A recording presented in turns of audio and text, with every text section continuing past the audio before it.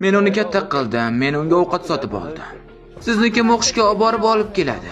Jin Hyun. Uning haydovchilik guvohnomasi bor. Mening kichkina chaqalog'im.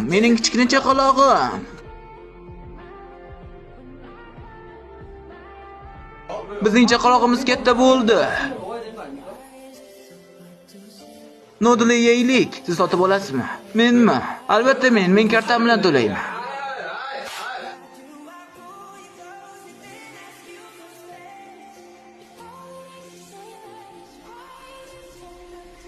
Ishonishingiz mumkin bo'lgan memberni chaqiring. Kenguru, kela qol.